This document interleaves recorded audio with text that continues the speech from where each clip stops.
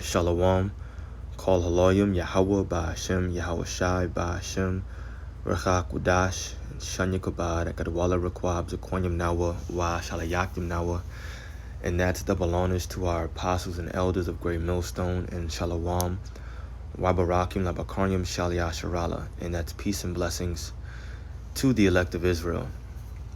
Yeah, this video is going to be about those triple P's, man. Peace, protection, and prosperity. And it's something that I mentioned when I was teaching this past Saturday, and the Spirit just had me to mention it, and I said it, and I kind of joked that I would make a video about it. And so, Lord's will, I wanted to basically keep to those words and just speak about how peace, protection, and prosperity is what we're looking forward to, and that's what the Most High, through His only begotten Son, is going to bring to our nation, which is what we call the kingdom of heaven. The kingdom of heaven is going to be comprised with us being a peaceful nation, which is what we always, I'll say, were. We're going to be protected fully, 100%, and no more worrying about these other nations invading us. So that's peace, protection, and then, of course, prosperity. We're going to be prosperous in all of our ways: land, cattle, food, and then just in general, us. We're going to be a very large nation. And so these things kind of go hand in hand, but they have their subtle differences. And all I wanted to do was read through Ezekiel chapter 36 and get some of this end time prophecy here to lift up your spirits. It definitely lifted up mine as I read it before I pressed the button to turn this video on. And then, Lord's will, we're going to also read in the book of Isaiah as well, if we make it there in time.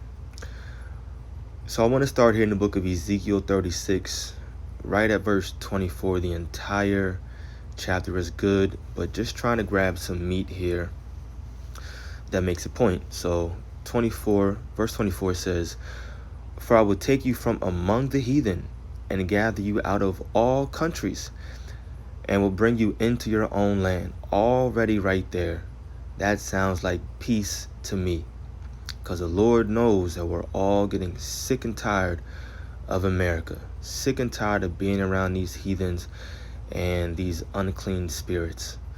So, and just in general, I mean, I like Jake.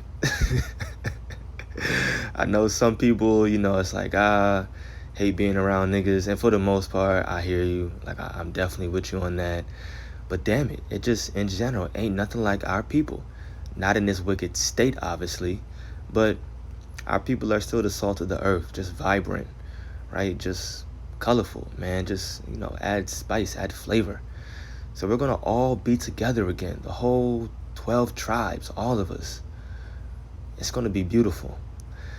Verse 25 says, "Then will I sprinkle clean water upon you, and ye shall be clean. From all your filthiness and from all your idols will I cleanse you.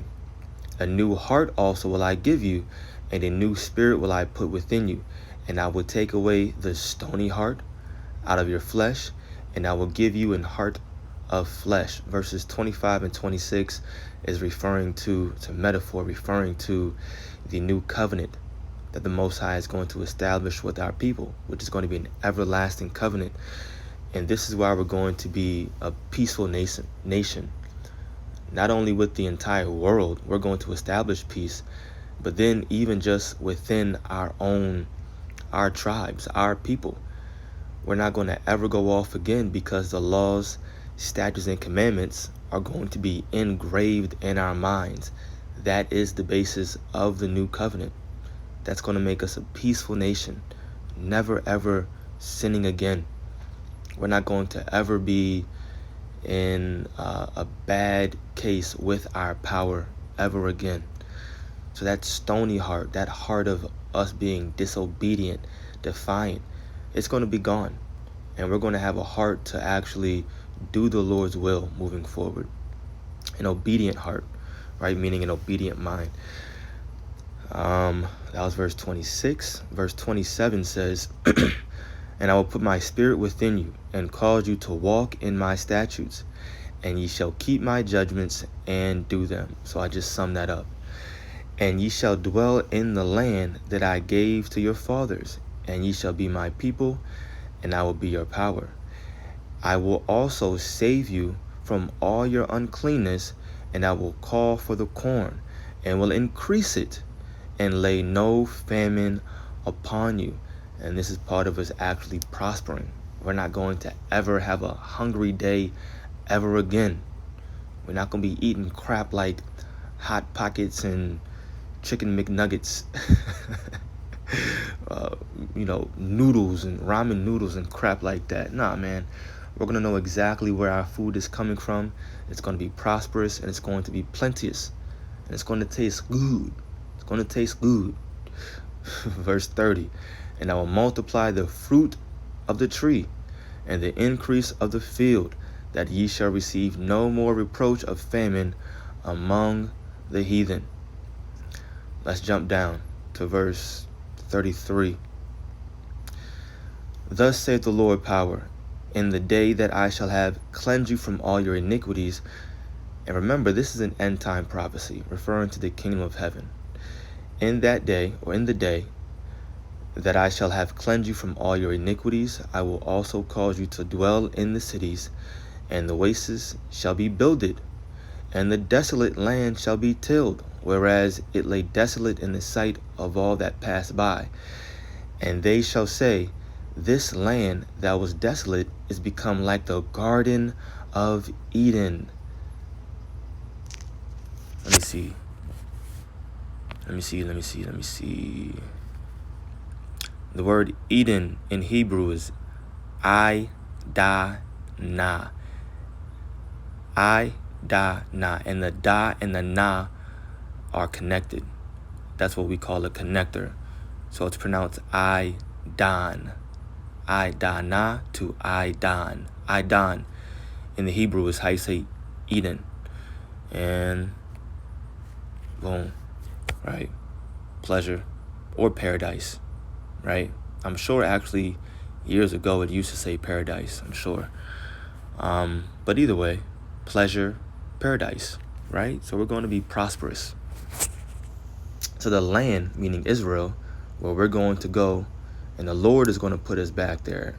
We're not going to go there by way of ships. We're going to go there by Yahweh, by Hashem Yahushai, bringing us, well, by way of flying ships. The Lord is going to bring us there, right? All of us. And we're going to dwell there alone. This land that was desolate is become like the Garden of Eden. And the waste and desolate and ruined cities are become fenced and are inhabited. Let's go back into that verse, interlinear. Here we go. Oh, not interlinear. We could have done that, but check it out. Bible comparison. Let's read the NLT. And when I bring you back, see, and when I bring you back, meaning the Lord, people will say, the other nations, this former wasteland is now like the Garden of Eden. What a paradise Israel is, right? The abandoned and ruined cities now have strong walls and are filled with people. That's the protection right there. We're going to be a peaceful nation because the Most High, and through His only begotten Son, is going to put the laws, statutes, and commandments in our minds. We're going to be peaceful with our power, with one another. Nothing but love. And then we're going to be prosperous, never knowing famine again, never having any kind of sickness, not even a headache, right? As brothers like to joke around and say, not even stumping your toe. You're going to trip and fall into blessings, as they used to say back in the day. And then we're going to have protection, peace, protection, prosperity. We're going to have it all. And this is what, oh, you know what? That's the statement that I made. I said, that's what a God should bring His people. This is what a God ultimately is purposed to do for His people, right? You hear about these other fables, like these Greek gods and Greek mythology and, Egyptian mythology, whatever. It was always about a God bringing these three characteristics to his people that believed in him. Always about making his people peaceful, prosperous, and offering and giving them protection. That was a statement that I made. It came back to me. Barakatah Yahweh, Barakatah Yahweh Shai. And this is exactly what the scriptures talk about, which is where they get it from anyway. All these movies and this Greek mythology and crap. So, right. I says, our waste and desolate and ruined cities are becoming fenced, meaning strong, and inhabited. Then the heathen that are left round about you shall know that I, the Lord, build the ruined places and plant that was desolate. I, the Lord, have spoken it, and I will do it. So the Lord is going to make us plenteous. Thus saith the Lord power, I will yet for this be inquired of by the house of Israel, to do it for them. And that's what we're inquiring. We're asking and seeking this. O Lord, please bring it. How long, O Lord? How long? It says, I will increase them with men like a flock. We're going to be a prosperous nation as the sand of the sea, right? As the stars of the sky, of the heavens. It says, as the holy flock, as a flock of Jerusalem in her solemn feast, so shall the waste cities be filled with the flocks of men, and they shall know that I am Yahweh, Ba'ashem Yahushai. Now, Isaiah 60, and this is really all we have to read, just these 2 chapters right here. Once again, you can read this entire chapter if you want to. Just want to keep this video to a decent length and grab the meat. So we're going to read, we'll read the highlighted here. This is Isaiah 60, starting at verse 10. And the sons of strangers, this is another end-time prophecy, shall build up thy walls. Right, we're going to put you heathen to wizark, to work. I remember, I forget her name. There was this lady, I don't even know her exact qualifications or what her role is, what she calls herself, what her job is, whatever. But I used to watch her all the time before I came into the truth. Maybe like 2 years for sure, 2 or 3 years, I used to watch her on a weekly basis, and she would go into politics. She would always talk about politics. That was her main thing. And she had this slogan, and she would even sell these shirts. And the shirts said, we built this joint for free. I forget her name, some light-skinned Jake. Man, but we did. We built this joint for free, and that's why people always talk about reparations here, reparations that. Look, the only reparations that we'll accept is you, heathen, being in chains. That's it. We don't want anything else. There's no amount of money that you can offer us, my dude. We don't want it. We don't want your dollar bills. I don't want your Bitcoin. I don't want any of it. I want chains, my friend. Put yourself in chains and come bending down to me. That's what I want. But I'll wait. I'll wait for it, though. I'll wait till we get in our own land, till the Most High and His only begotten Son brings us there. And then we'll come down off them chariots and we'll put you in chains ourselves. Verse 10 says, and the sons of strangers shall build up thy walls. You will do that. And their kings shall minister unto thee. They're going to be our servants. For in my wrath I smote thee, but in my favor have I had mercy on thee. Therefore thy gates shall be open continually. Why? Because we're going to be a peaceful people. And plus, you guys will be serving us. Watch. They shall not be shut day nor night, that men may bring unto thee the forces of the Gentiles, and that their kings may be brought. Once again, love doing it.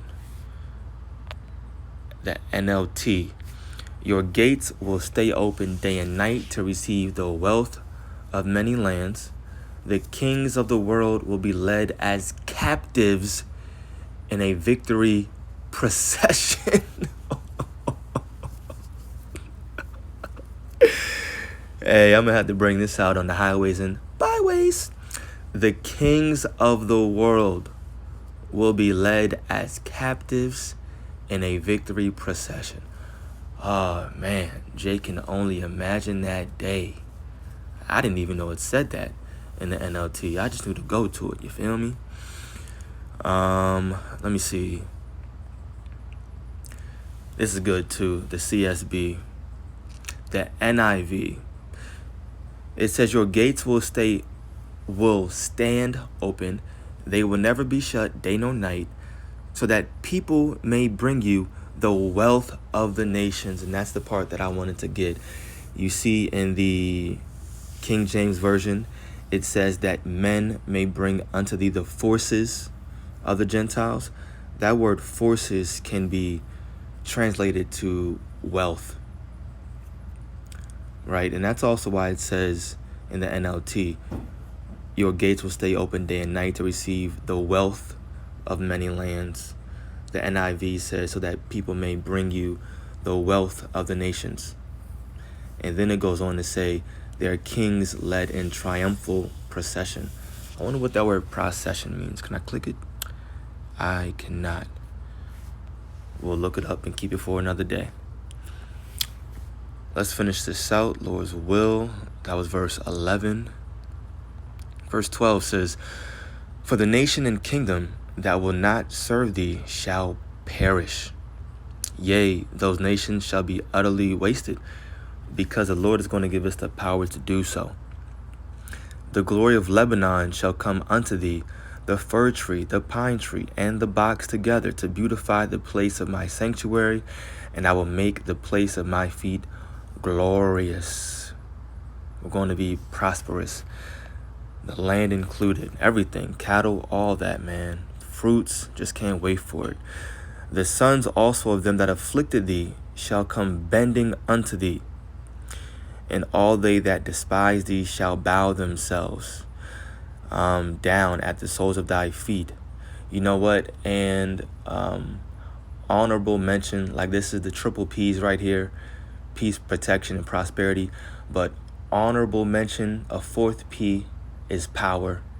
And I know if I didn't put that in there, then the priest Kasab, would be getting on me because he always talks about that power, and that's definitely something that we're looking forward to. And the Most High, through his only begotten Son, is going to give us that power. The scriptures talk about how we're going to have a new body, and we're going to be joint heirs with Yahweh Shai. It also talks about in the book of 1 John, the 3rd chapter, how it says we're going to be like him, for we shall see him as he is. We're going to have bodies and power just like Yahweh Shai. Now, I speak as a man, and I'll say not on the same level. I'm sure he'll have, well, you know what? The scriptures say in 2nd Ezra, the 2nd chapter, that he was taller than all the rest. I'm sure that also goes into him having more power as well. But you better bet your bottom dollar that we're going to have some power too. I know it. The Lord is going to share that power with his men, specifically talking about the 144,000. And we're going to use that power to put these other nations under us in subjection. We're reading it right here, verse 14. The sons also of them that afflicted thee, that's every single nation here on earth, shall come bending unto thee, and all they that despise thee shall bow themselves down at the soles of thy feet. Why? Because of the power that Yahweh Ba'ashem Yahweh Shai is going to give us. Honorable mention right there. 4th P, power. And they shall call thee the city of the Lord, the Zion of the Holy One of Israel. Whereas thou was or hast been forsaken and hated, so that no man went through thee, I will make thee an eternal excellency, a joy of many generations. If that ain't prosperity, I don't know what is, you feel me? Verse 18 says, violence shall no more be heard in thy land. Why? Because we're going to be a protected people. We're going to be a protected people. Why would they want? There's going to be no more war at the end of the day. The scriptures talk about, that's in Ezekiel 39, I believe. Don't quote me. Violence shall no more be heard in thy land, wasting nor destruction within thy borders, but thou shalt call thy walls salvation and thy gates praise. That verse right there summed up this entire video. Peace, prosperity, protection, triple P's. That's what a God, basically should bring to their people. That's what the scriptures talk about. That's where this triple P notion comes from. Honorable mention, power as well. Can't forget to throw that in there.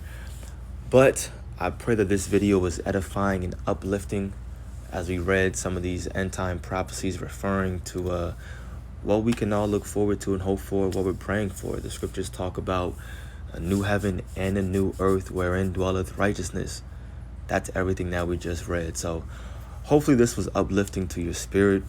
Call Haloyim Yahweh Ba'ashem Yahushai Ba'ashem Rachakwadash. Double honors to our apostles and elders of Great Millstone. Peace and blessings to the elect. Shalom.